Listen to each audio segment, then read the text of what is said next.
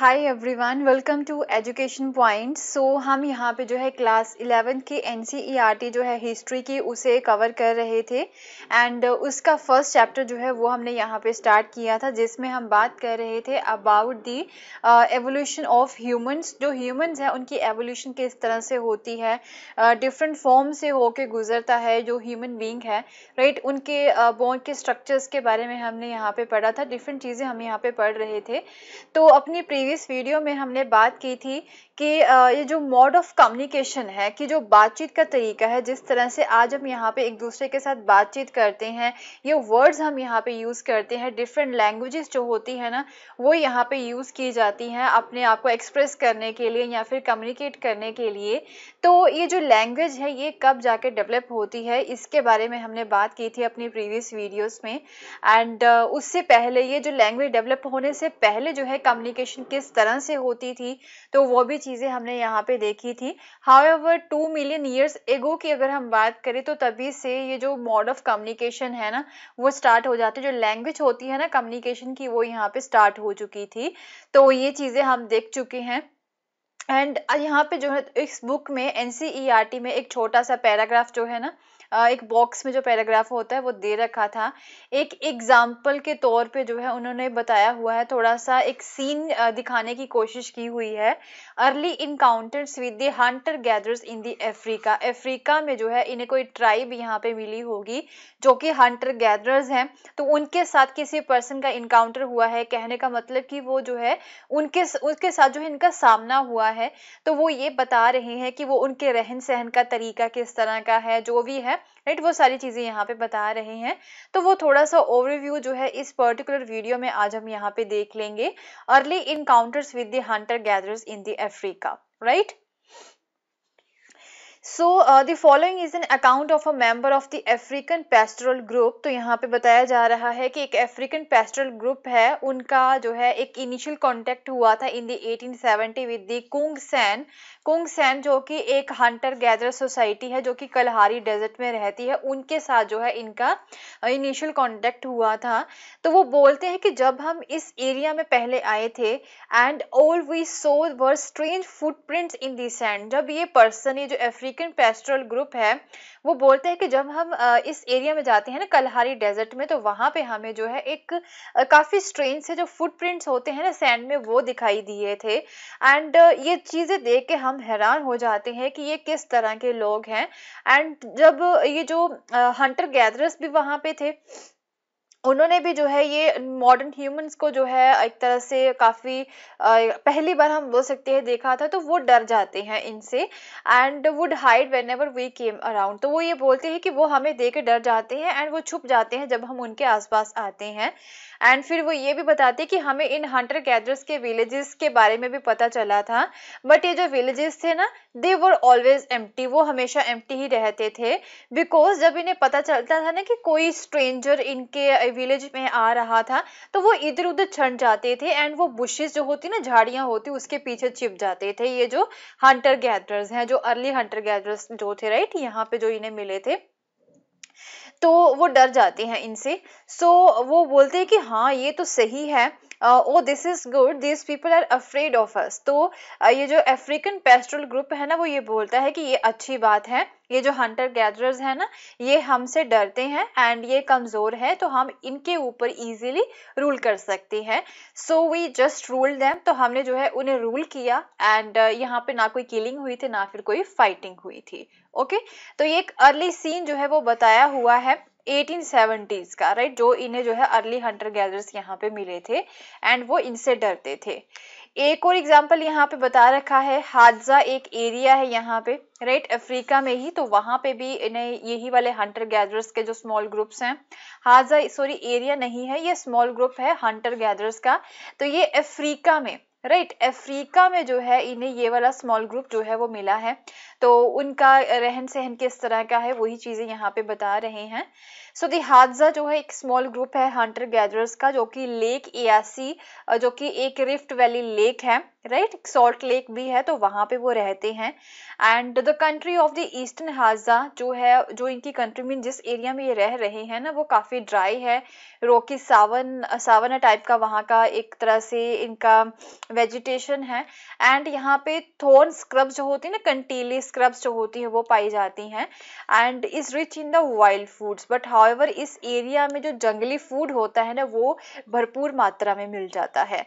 And जो animals हैं तो वो तो काफी ज्यादा अवेलेबल हैं and were certainly commoner at the beginning of the century. तो जो कॉमन एनिमल्स थे ना, जो सेंचुरी के हम बोल सकते हैं कि इनिशियल स्टेज में यहाँ पे पाए जाते थे, एलिफेंट्स, रेनोसिरस, बफेलो, जो कॉमन एलिफेंट्स होते हैं ना, वो यहाँ पे पाए जाते थे।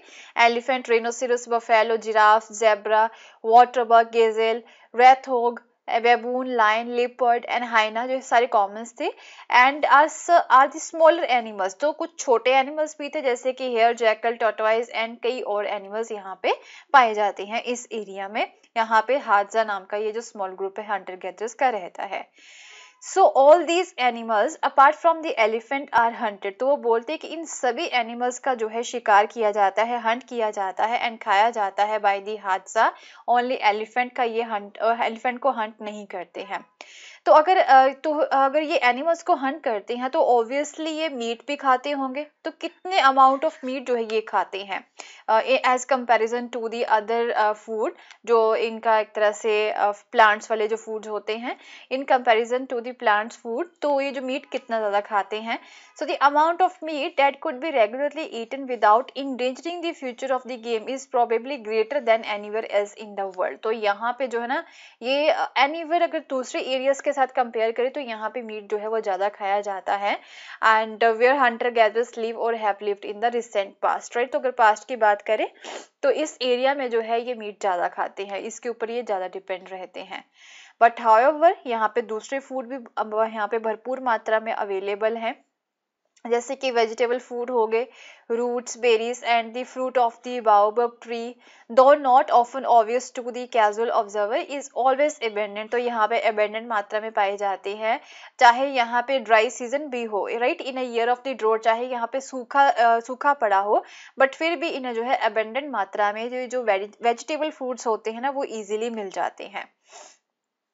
जो टाइप है इन वेजिटेबल फूड की, वो तो ऑब्वियसली सीजन टू सीजन यहाँ पे चेंज होती रहेगी, वेट सीजन में अलग होती है एंड ड्राई सीजन में यहाँ पे अलग होती है, but there is a no period of the shortage, but यहाँ पे कभी भी शॉर्टेज नहीं आता है, राइट, शॉर्टेज कभी भी नहीं होता है यहाँ पे फूड का। ऑल्दो जो टाइप है ना फूड की, वो यहाँ पे सीजन के अकॉर्डिंग चेंज होती रहती है। एंड द हनी एंड ग्रफ्स जो होते हैं ना, ऑफ द 7 स्पीशीज है यहाँ पे वाइल्ड बी की, जो जंगली मधुमक्खियां होती हैं ना, उसकी 7 स्पीशीज पाई जाती है, उसके हनी को ये खाते हैं। And the supplies of these very from season two season, तो हनी का जो सप्लाई है ना, वो भी सीजन टू सीजन वेरी करता है, कभी ज़्यादा होता है कभी कम होता है, एंड ईयर टू ईयर भी ये वेरी करता है। ऑन दी अदर हैंड अगर पानी की बात करें तो सोर्सेज जो है वाटर के, इन्हें वाइडली डिस्ट्रीब्यूट किया गया है over the country in the wet season, but dry season में जो एक तरह से सोर्सेज है ना वाटर के, वो काफी कम रहते हैं। तो Haza considered that about 5 to 6 kilometer is the maximum distance over which water can reasonably be carried, तो 5-6 किलोमीटर के आसपास जो है ये पानी ढूंढ लेते हैं।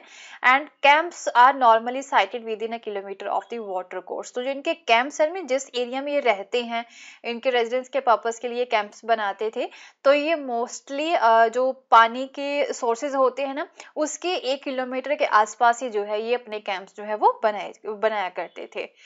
सो parts of the country consist of the open grass plains, तो यहाँ पे ओपन ग्रास प्लेन्स भी इजीली मिल जाते हैं, बट यहाँ पे जो है ओपन ग्रास प्लेन्स के आसपास इन्होंने कभी भी अपने कैंप्स जो हैं वो नहीं बनाए थे। So camps are invariably sited among trees or the rocks, तो ये ट्रीज के ऊपर या फिर रॉक्स के ऊपर अपने कैंप्स बनाते थे। ओपन ग्रास प्लेन्स जो होते हैं ना, वहां पे नहीं बनाते थे, ऑल्दो यहाँ पे वाटर सोर्सेज अवेलेबल होते हैं ना, उसके 1 किलोमीटर के आसपास ही अपने कैंप बनाएंगे, बट ये खुली जगह पे प्लेन्स पे नहीं बनाएंगे, ये ट्रीज या फिर जो रॉक्स होते हैं ना, वहां पे अपने कैंप्स बनाते थे। ओके,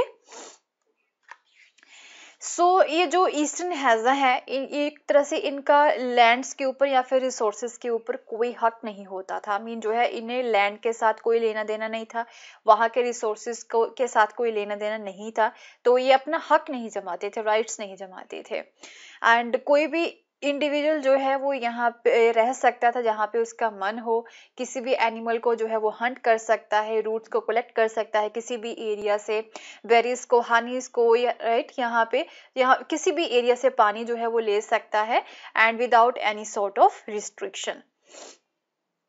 तो एक तरह से वाइल्ड वेजिटेबल मैटर के ऊपर जो है ये ज़्यादा डिपेंड करते थे फॉर देयर फूड। इसके अलावा एनिमल्स के ऊपर भी ये डिपेंड करते हैं for the meat and probably. तो 80% जो इनका फूड था ना, राइट, वो वेजिटेबल का होता था, राइट, एंड जो 20% था वो मीट था, right. And camps are commonly small and widely dispersed in the wet season. जो अगर वेट सीजन की बात करें, यहाँ पे जब पानी भरपूर मात्रा में अवेलेबल होता था ना, तो उस समय में जो कैंप्स थे ना वो कॉमनली छोटे छोटे बनाए जाते थे एंड डिस्पर्स होते थे। मीन जो लोग हैं इधर उधर कहीं भी जो है वो अपने कैंप्स बना लेते थे and concentrated near the few available sources of water in the dry season. अगर ड्राई सीजन की बात करें तो इनके जो कैंप्स है वो मोस्टली यहाँ पे जो सोर्सेज है ना वाटर के, उसके आसपास ही हमें देखने को मिलते हैं। And there is never any shortage of food even in the time of drought. तो यहाँ पे चाहे सूखा भी पड़ जाए बट कभी भी इनके लिए फूड शॉर्टेज यहाँ पे नहीं रही है, राइट। तो ये थोड़ा सा यहाँ पे अकाउंट बताया हुआ था, जो लोगों ने इन अर्ली हंटर गैदरर्स को देखा है, उनके रहने का तरीके के बारे में देखा है, तो वो थोड़ा सा यहाँ पे जो है इनके सीन्स को जो है बताने की कोशिश की हुई है। Okay, so we'll continue with the same chapter in our next video and उसके साथ हमारा जो फर्स्ट चैप्टर है वो कंप्लीट हो जाएगा। एंड मिलते हैं फिर अपनी नेक्स्ट वीडियो में। एंड अगर आपको मेरा कोर्स पसंद आया तो इसे शेयर करना ना भूलें। Thank you so much, have a nice day, bye bye.